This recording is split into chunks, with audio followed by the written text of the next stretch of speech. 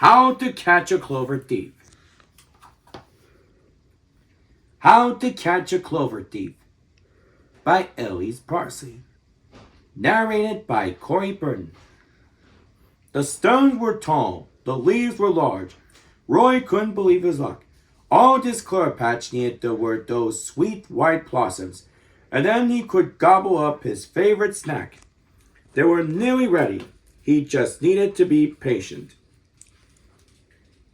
Don't even think about stealing my patch of clovers, Jarvis, said Roy. Eyeing his neighbor, Jarvis shook his head. Heavens, I wouldn't think of it, Roy. After all, clover is hard to come by in these woods. And you found it first. It clearly belongs to you. It does, said Roy. Now go away. It's about to bloom.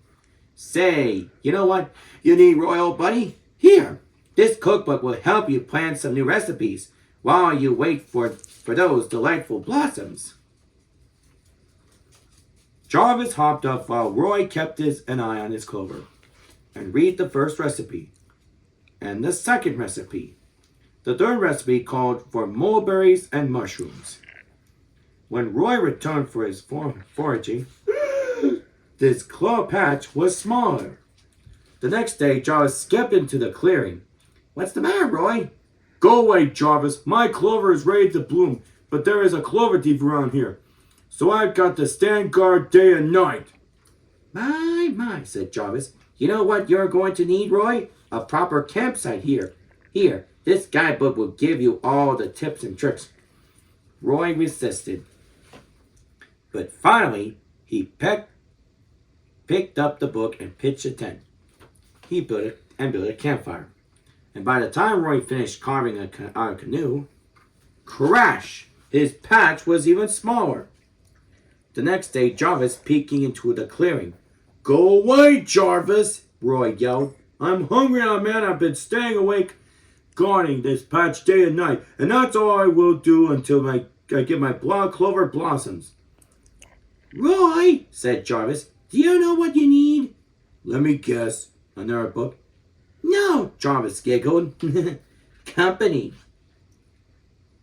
Mind if I... Oh, all right, shouted Roy. You're going to love this one, said Jarvis. It's a textbook I've been reading about recent advancements in aerospace engineering. I don't even know what space engineering is, cried Roy. You will soon enough.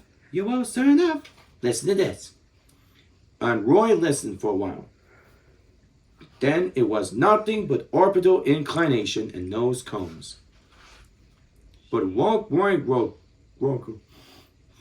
the clover was completely eaten up, right down to the nubblings. How can this be? Cried Roy. Then he froze and snarled, Wait, where is that gopher? Oh, hi, Roy, Jarvis gulped.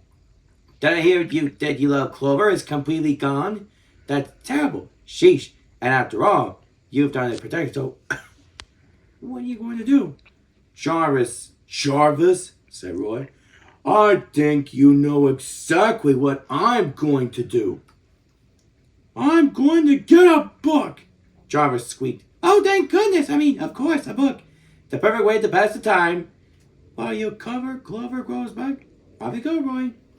Roy rushed to the library, and while he waited for his clover to grow, Roy read and read, and looked up words he didn't know, and read some more. And Roy didn't see Jarvis for weeks. But when he did,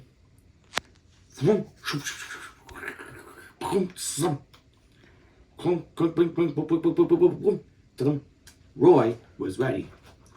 He had just needed the right book. The end.